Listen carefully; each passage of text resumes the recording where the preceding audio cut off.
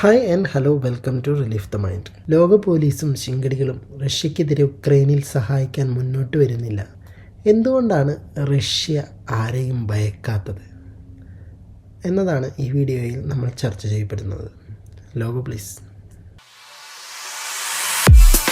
ചരിത്രം പഠിക്കാത്ത ധാരാളം മണ്ടന്മാരുണ്ടല്ലോ നമ്മുടെ നാട്ടിൽ. ആ കൂട്ടത്തിലാണ് ഞാനും. പ്രാദേശിക രാഷ്ട്രീയവും ചരിത്രപരവുമായ കാരണങ്ങൾ പലതും ഉണ്ടാവും. പക്ഷേ അതിനു മീതെ എല്ലാവരും പേടിക്കുന്ന ഒന്നാണ് അവരുടെ സാങ്കേതികത. അതോടൊപ്പം നിർമ്മാണ വൈദഗ്ധ്യം കൂടിയാകുമ്പോൾ പിറവിയെടുക്കുന്നത് ആർക്കും സങ്കല്പിക്കാൻ കഴിയാത്ത ഉപകരണങ്ങളാണ്. അത് ആയുധങ്ങളാകുമ്പോൾ ഭയപ്പെട്ടേ മതിയാകും. മുൻപൊക്കെ വിമാനത്താവളങ്ങളിൽ, പ്രത്യേകിച്ചും സൈനിക താവളങ്ങളിൽ റൺവേ വൃത്തിയാക്കുന്ന ഒരു ഏർപ്പാടുണ്ടായിരുന്നു. ഒരറ്റത്തു നിന്ന് സൈനികർ നിരയായി മറ്റേ അറ്റം വരെ നടന്ന് റൺവേയിലുള്ള കല്ലുകളും ഇരുമ്പ് നെട്ട്, ബോൾട്ട്, അങ്ങനെ പല തെറിച്ചു വരുന്ന വസ്തുക്കളുമൊക്കെ പെറുക്കി വൃത്തിയാക്കലായിരുന്നു പണി. ഇല്ലെങ്കിൽ പറന്നുയരുകയും റൺവേയിൽ ഇറങ്ങുകയും ഒക്കെ ചെയ്യുന്ന വിമാനങ്ങളുടെ ലാൻഡിങ് ഗിയറിലും എൻജിൻ സൈഡിലുമൊക്കെ അത് തെറിച്ച് കയറി കേടുപാടുകൾ, ചിലപ്പോൾ അപകടങ്ങളോ ഉണ്ടാക്കുമായിരുന്നു. പക്ഷേ റഷ്യൻ റൺവേകളിൽ അത്തരം ഏർപ്പാടില്ലായിരുന്നു. റൺവേയിൽ ചിതറിക്കെടുക്കുന്ന അത്തരം സാധനങ്ങൾ കൊണ്ട് കേടുവരാത്ത വർണ്ണമായിരുന്നു അവരുടെ ടെക്നോളജി. അത്തരം സുരക്ഷാ മാർഗങ്ങൾ അവലംബിച്ച് മാത്രം സാങ്കേതിക മാർഗങ്ങൾ വളർത്തിയത് മൂലമാണ് ശീതസമരകാലത്ത് ബഹിരാകാശ മത്സരത്തിൽ തുടരെ ഗോളടിച്ച് മികച്ചു നിന്നെങ്കിലും ഒടുവിൽ അമേരിക്കയുടെ മുന്നിൽ തോറ്റുപോയത്. 1957 ഒക്ടോബറിൽ സ്പുട്നിക് ആദ്യ കൃത്രിമ ഉപഗ്രഹം USSR അയച്ചു. 1957 ഡിസംബറിൽ ബഹിരാകാശത്തെ ആദ്യ ജീവിയായി ലൈക്ക എന്നൊരു നായ USSRൻ്റെ അക്കൗണ്ടിൽ. 1961 ഏപ്രിലിൽ യൂറി ഗഗാറിൻ ബഹിരാകാശത്ത് പോകുന്ന ആദ്യ മനുഷ്യനായി. വോസ്റ്റോക്ക് 1 എന്ന പേടകത്തിൽ ബഹിരാകാശത്ത് പോയി വന്നു. ബഹിരാകാശത്തെ ആദ്യ വനിത വാലന്റീന 1963. ഇതിനിടയിൽ ലൂണ 2 എന്നൊരു പേടകത്തെ USSR ചന്ദ്രനിൽ എത്തിച്ചിരുന്നു. 1966 ലൂണ 9 എന്നൊരു പേടകം ചന്ദ്രനിൽ സോഫ്റ്റ് ലാൻഡ് ചെയ്തു.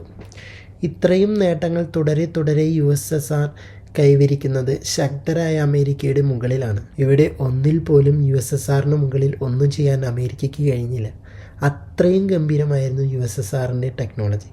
പക്ഷേ യാത്രികർക്ക് പൂർണ്ണമായ സുരക്ഷ ഉറപ്പാക്കാത്ത മനുഷ്യനെ ചന്ദ്രനിൽ അയക്കില്ല എന്നുള്ള നിർബന്ധം അമേരിക്ക മുതലെടുത്തു. 50% പരാജയപ്പെടാവുന്ന സാങ്കേതിക ഉപയോഗിച്ച് അത്രയും വലിയ റിസ്ക് എടുത്താണ് അവർ ചന്ദ്രനിൽ ആളെ ഇറക്കിയത്. അതുപോലെ ആയുധങ്ങൾ AK-47 പറ്റി കൂടുതൽ പറയേണ്ട ആവശ്യമുണ്ടോ?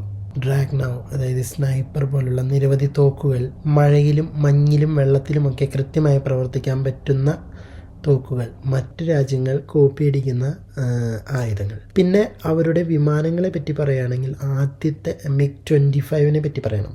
അതിൻ്റെ സുവർണ കാലഘട്ടത്തിൽ വേഗത്തിലും ഉയരത്തിലും 29ഓളം റെക്കോർഡുകൾ സൃഷ്ടിച്ചിട്ടുണ്ട്. അന്നുണ്ടായിരുന്ന മിസൈലുകൾക്ക് പിടികിട്ടാത്ത അത്രയും ഉയരവും വേഗതയുമായിരുന്നു. മണിക്കൂറിൽ 2981 കിലോമീറ്റർ, അതായത് ശബ്ദത്തിൻ്റെ ഇരട്ടിയിലധികം വേഗം. അതിൻ്റെ പൂർണ്ണമായ വേഗം എടുക്കുമ്പോൾ മുൻഭാഗങ്ങൾ 300 ഡിഗ്രിയിൽ കൂടുതൽ ചൂടാകുമായിരുന്നു. വർഷങ്ങളോളം പരിശ്രമിച്ചിട്ടും ഇത്രയും സങ്കീർണമായ ഒരു നിർമ്മിതി പകരമുണ്ടാക്കാൻ കഴിയാതിരുന്ന മറ്റു രാജ്യങ്ങൾ അമേരിക്കയുടെ നേതൃത്വത്തിൽ USSRൽ നിന്നും ഒരു MiG-25 കടത്താൻ പ്ലാൻ ചെയ്തു. 1976 അത് സംഭവിച്ചു. സോവിയറ്റ് ഡിഫക്ടർ പൈലറ്റ് വിക്ടർ ബെലങ്കോയെ സ്വാധീനിച്ചു. MiG-25 മോഷ്ടിച്ചു. അവിടെ അമേരിക്കൻ എഞ്ചിനീയർമാർ അത് അഴിച്ചു പരിശോധിച്ചു. അക്ഷരാർത്ഥത്തിൽ അവരുടെ കണ്ണ് തള്ളി. കൊല്ലൻ്റെ ആലയിൽ ഉണ്ടാക്കി എന്നോണം റിബറ്റുകളും മറ്റും ഉപയോഗിച്ച് കൃത്യമായ അസംബിൾ ചെയ്തിരിക്കുന്നു. ലോഹമൊരുക്കി അച്ചിലിട്ട് വാർത്തും ഭാഗങ്ങൾ വെൽഡിംഗ് ചെയ്തുമൊക്കെ ശീലമുള്ള കടച്ചിൽ എഞ്ചിനീയർമാർ ഈ കൈപ്പണി കണ്ട് ഞെട്ടി.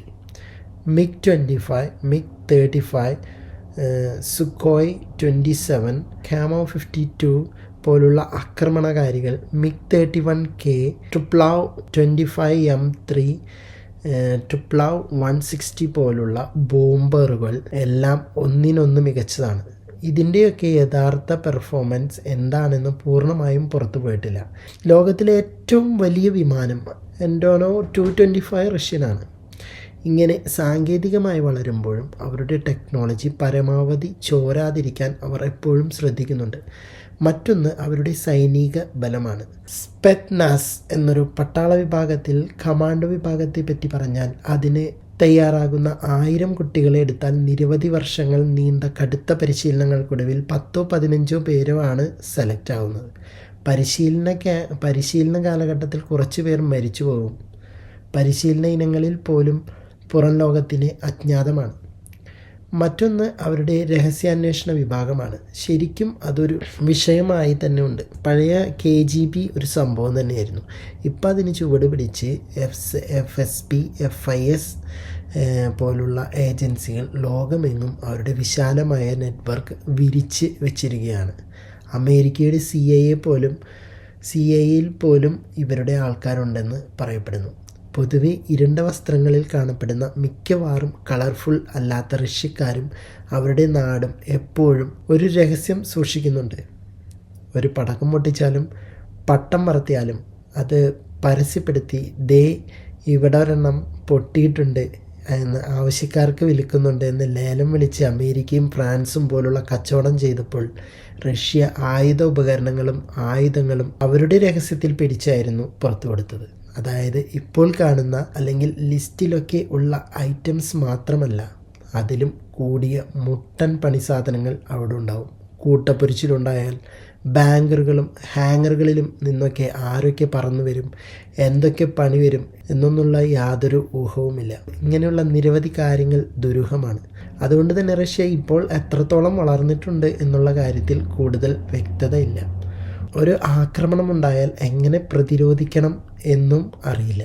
അതിനാൽ ബുദ്ധി ഉപയോഗിച്ച് കാഴ്ചക്കാരാവുകയാണ്. ഉക്രൈനെ സഹായിക്കുക എന്നത് ആത്മഹത്യാപരമാണ് എന്നൊരു ദീർഘവീക്ഷണവും ഇവിടെ ഉണ്ട്. അതുകൊണ്ടാണ് എല്ലാവരും ഉക്രൈൻ വിഷയത്തിൽ മൗനം പാലിക്കുന്നത്. ഈ വീഡിയോ ഇവിടെ പൂർണ്ണമാവുകയാണ്. അടുത്ത വീഡിയോയുമായി വീണ്ടും വരാം. അതുവരേക്കും നമസ്കാരം. ഒരേ ഒരു കാര്യം പറയാനുള്ളൂ, സബ്സ്ക്രൈബ് ചെയ്യുക, ലൈക്ക് ചെയ്യുക, നിങ്ങളുടെ വിലയേറിയ അഭിപ്രായങ്ങൾ കമൻറ്റ് ബോക്സിൽ രേഖപ്പെടുത്തുക.